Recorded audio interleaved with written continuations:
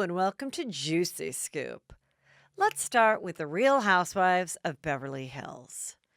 They are coming for St. Denise, and as a viewer, it's a little perplexing why. I don't For the last couple weeks we've seen Kyle really lash out. My theory is she's tired and she doesn't like her bangs. She's lashed out at Dorit. She's pissed that Dorit got to arrive late to Teddy's event and get glam. She then, on the last episode, told Dorit to fuck off. She also told Erica that she has no friends. Still, I think it's about the bangs. Someone wrote on Juicy Scoop Obsessed, maybe she's going through menopause. Totally possible. Maybe it's a combo of bad bangs and menopause. I don't know. But she tries to make up for it with this fun overnighter at this mansion in Santa Barbara. And she invites all the girls to come to the house, and then they're going to, a bus is going to drive them to Santa Barbara, which is about a 2-hour drive from Encino, where she lives. So first, Dorit arrives.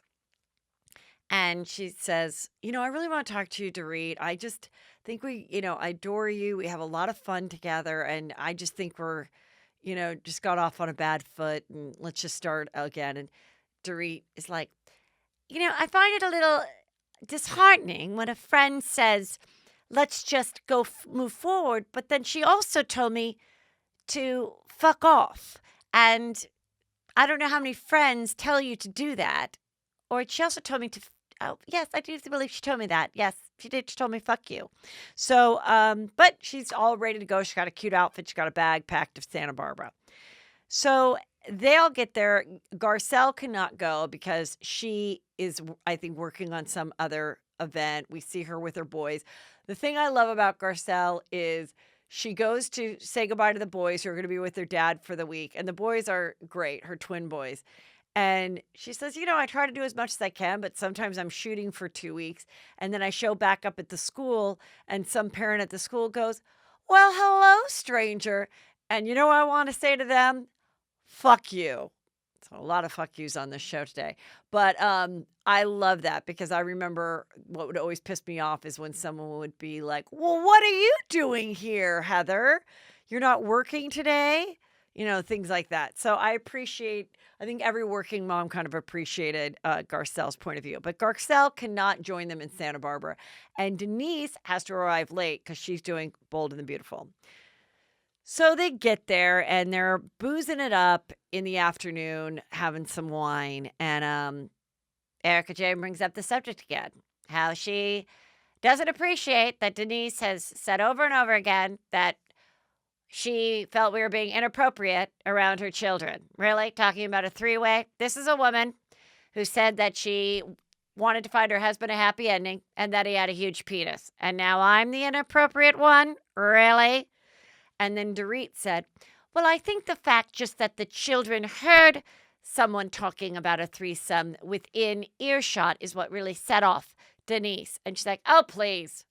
Her kids probably already had a threesome. Oh, my God. What? Ah! So, just then, Denise walks in. She brought a bottle of tequila because we all know she likes her Casamigos. She's not a wine drinker. And I could completely relate to this moment of Denise. I've been on both sides of it. I've been with the girls that have been drinking for a few hours, and then someone rolls in and it's just like they realize they're never going to catch up and they're like being a little bitchy and judgy, which was Denise.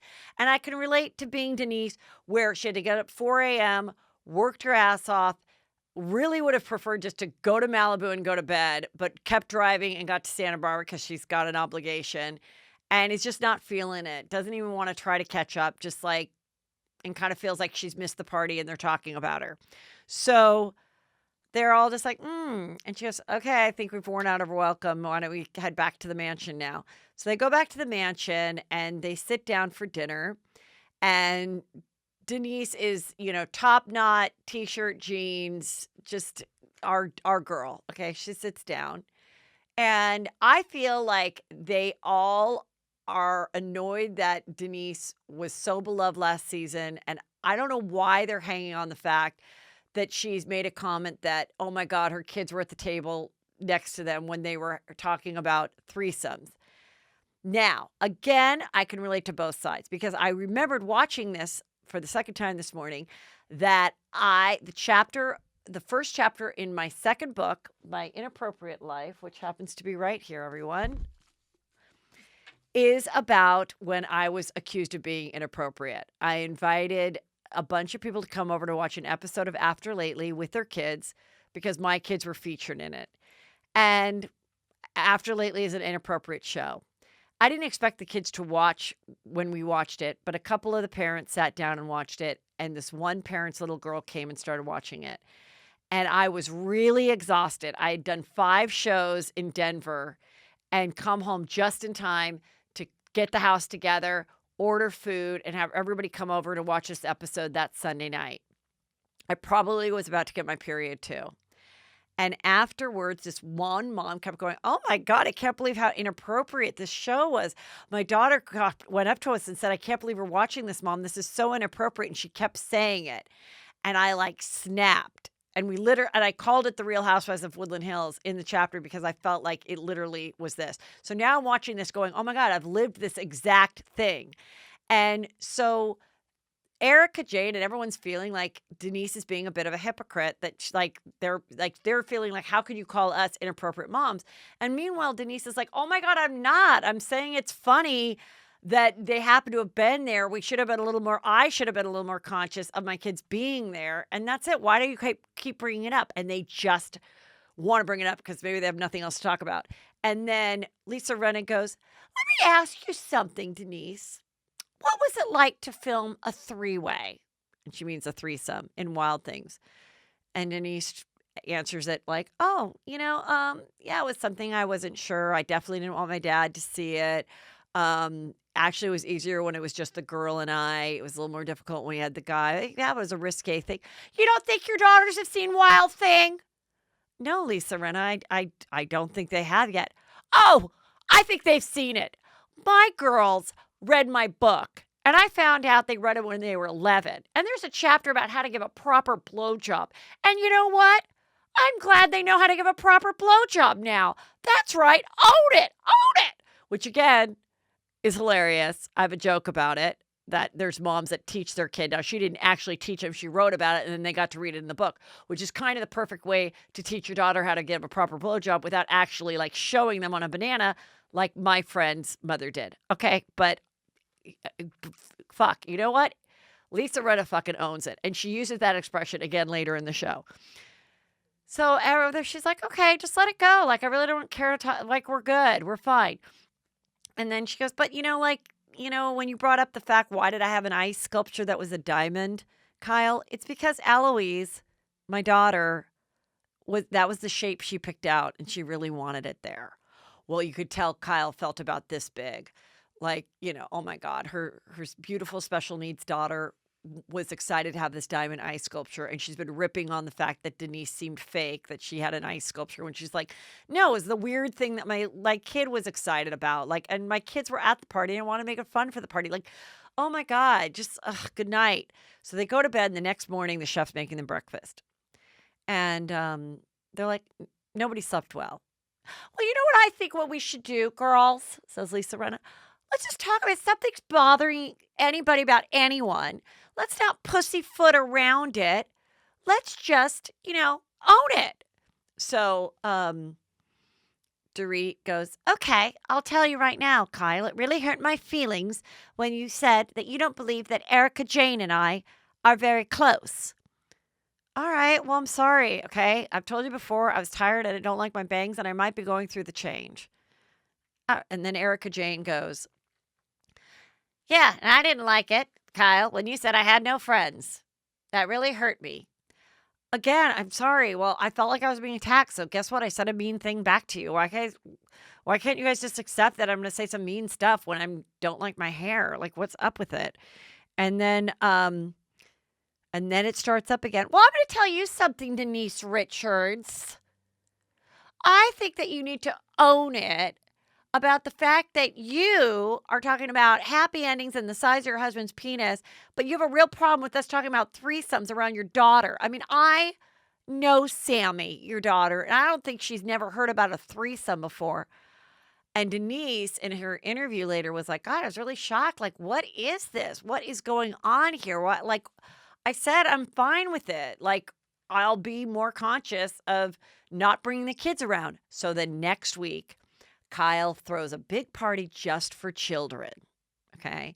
And they show that Denise and Aaron come alone. And she goes, Where's the kids? Oh, my two daughters are at a sleepover. My daughter's at a play date. And so then they start going at her for not bringing her kids. And that's what we're going to see next week. And here's the thing. You know what? First of all, what looked to be a kids' party, the teenagers are going to be bored at. I've stopped bringing my kids to stuff that I think is going to be too young for them because I don't need the kid walking up to me, my boys, being like, when are we going to leave? There's nothing to do. This is boring. So the fact that she didn't bring her two teenage girls makes sense. And also, maybe, maybe it's a lot to deal with when your daughter, is 8 and nonverbal, and maybe she didn't feel like she wanted to do that with filming and everything. And so, or maybe the daughter really had a play date. I don't know. But then to I feel like this whole party, and I have not seen a pre-cut episode about it, is like to see, there's and I think even if it wasn't, I think Denise is feeling that there's like a calculated front against her. So we haven't even gotten to the Brandy Glanville part yet. So I feel it's getting real good. So now let's get into the Real Housewives of New York. Well, they get to go on another great trip that Ramona put together. And she said, I think it would be really kind of fun if all the girls got together and there's a really beautiful place in Newport, Rhode Island. It's like a mini Hamptons, and it's a beautiful time of year. And I just want to have like a really nice girl time to really celebrate our friendship. So they get on another one of those Mercedes buses that people go on reality shows and drive a couple hours. And Dorinda is coming from the Berkshires, which, ever since Richard died, I've just been overwhelmed fixing this house. And now I've broken up with John. And I'm just going to meet the girls on this trip because I got to pick out the floors. So she goes there and she checks in. She's like, oh, this is beautiful. I used to come here with my husband, Richard, before he passed. And the girl's like, okay, would you like this? Would you like a drink? Is there alcohol in it? Vodka? All right, why not? So she's having her drink, and the girls all arrive, who's Tinsley, who shows up with her own pillow. And Luann goes, oh my God, you really are a child. You bring your own pillow? It's like, oh my God, Luann, why are you being such a bitch? I have allergies. Oh, there we go with that voice again. My God, it's just ringing in my ears. And they're ready to have some fun. So they get there, and right away Ramona's like, can we get 2 dozen oysters, please? I really like oysters. And, they start eating, and they're talking. And Leah reveals that she finally got together with the guy, the pita chip guy. Some guy who works making pita sandwiches or something. And we see her sister last week, and she says to her sister, I only like screwing ugly guys. It makes me feel prettier. It's like a Beauty and the Beast complex. It's kind of interesting. I know there's a lot of girls that are about that. But let me warn you, the ugly guys, you date them, then they are like, I can't believe I got this hot chick. They get just as conceited as the quarterback on the football team in high school, except the quarterback on the football team in high school at 45 doesn't have a complex where girls were mean to him, and they actually are pretty nice at 45. The ugly guy that you think you're doing charity work for will ghost you, and that's exactly what happened. Pita guy ghosted Leah. So she's not eating any of the lobster rolls or Ramona's oysters, but she's having her drinks because after not drinking for 9 years, she is having some cocktails. And she says, Ramona, can I bring my sister? She's so much fun. Can I bring her? And Ramona's like, no, you know what? It's a girls' trip. And I don't like meeting new people. And I really don't want to meet your sister, And everyone's like, oh, let her bring her. Okay, fine. You can bring her for tomorrow night's dinner. I'll let you have her. Well, they go back to their rooms, which are beautiful. And Dorinda takes her 2-hour nap. Dorinda naps every day from 4 to 6 because she just had a bunch of drinks at lunch. And this way, she won't drink from 4 to 6, and she can kind of start fresh again at 6:30. It's a great plan to have if your life involves cute, fancy, cute lunches and even better dinners, I say go for it. So, meanwhile, though, it seems to be that Leah and Tinsley and the other girls continue with the cocktails. Now it's time to go out to their dinner that Ramona put together. And Leah is already drunk. And she's really bummed about Pete, a guy blowing her off. And she's like a wild drunk. She's just, she's like, like doing all this weird stuff. But Dorinda loves it because, Dorinda's likes to booze it up and it takes the heat off of her. Well, they get there. And now Ramona, after talking to Luann and Sonia, is like, you know what? I really don't think I want her sister. And I really was put on the spot. And I really thought it was kind of rude that she asked me. So you know what I'm going to say to her? I'm going to say, Leah, I would love to meet your sister on another time. And I will host cocktails and conversation, but not right tonight. And Luann's like, I think that's a great idea. Because I'm usually all more the merrier. You know me. They call me Countess Inclusive Luann. And I like to include people. But in this case, I really don't care to meet someone new either. So Leah takes a sip of a drink that was given out to everybody. It's a Ramona special. She goes, ugh, what is this, water?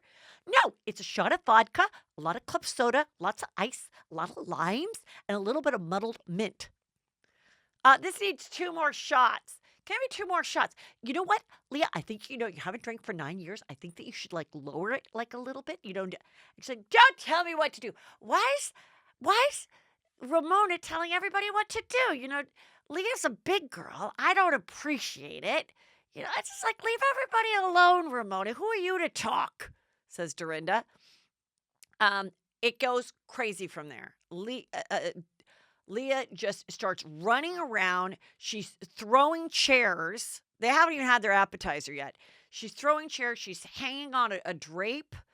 I mean, she's sitting on Sonia's lap. Then she and Sonia start running around saying, let's find Alice in Wonderland. Let's go down the rabbit hole. I mean, it's absolutely crazy. And Luann is sober. And she's like, Leah, darling, could you put the chair down, please? I'd like to enjoy my lobster tail. And then Ramona goes, I think I got to tell you right now, Leah, I really don't think I want your sister to come. What do you mean you're not going to let me have my sister? How could you say that you're going to do it, then you're not going to do it? Well, then I'm going home. I don't want to be here. I don't want to be here if my sister can't come. Listen, Ramona, just let her have her sister. She's about to lose her mind. I mean, seriously, Ramona, what do you care? Let her have her sister. She's a new girl. She's a single mother. She's 20 years younger than us. I'm like, yeah, but she's 37. It's not like she's 20 years younger than you and she's 21 and just legally started drinking alcohol and you guys are 41. I mean, it's 57 and 37. Okay.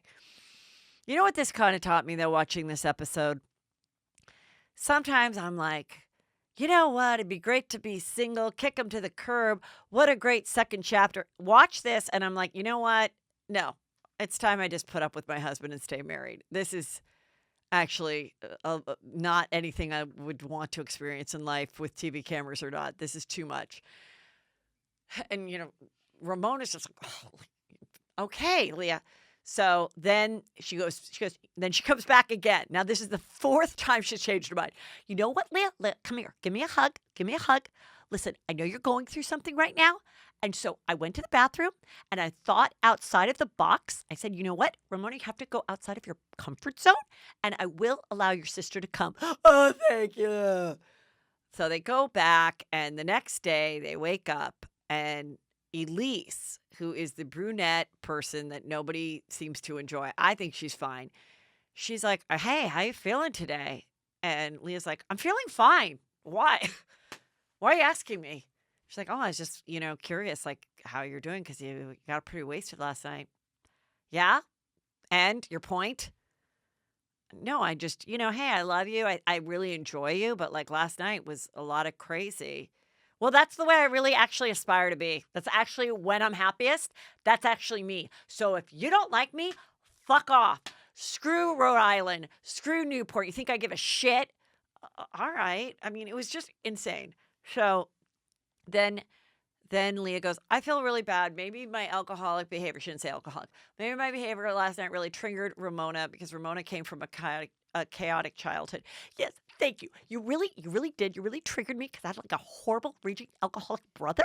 And Luann and Dorinda grew up in beautiful, loving homes, so they really can't relate. But actually, seeing Leah like that was like really, really disturbing. And then Luann's like, "Oh, please. Ramona was drunk too. She passed out. She doesn't even remember." So that's where we're at. My prediction is the reason that Leah was so insistent on having her sister come is I think she's got a little plan. I think she likes her sister. I think they have a great relationship, like a non-competitive, good sister relationship. If I was on the Housewives, I'd want Shannon to come on the girls' trips too, my sister. And I think the long-term goal is to get her sister on the show and slowly squeeze out some of the main players. Now, has she thought this all the way through? Maybe she hasn't. I'll bring it up to her when I talk to her. But I don't think it's a terrible idea, but it just seems a little weird that you're that insistent on having your sister come when you have hung out with these women on several other weekends. It's not like you just met them. So it was real juicy and, a good one to watch.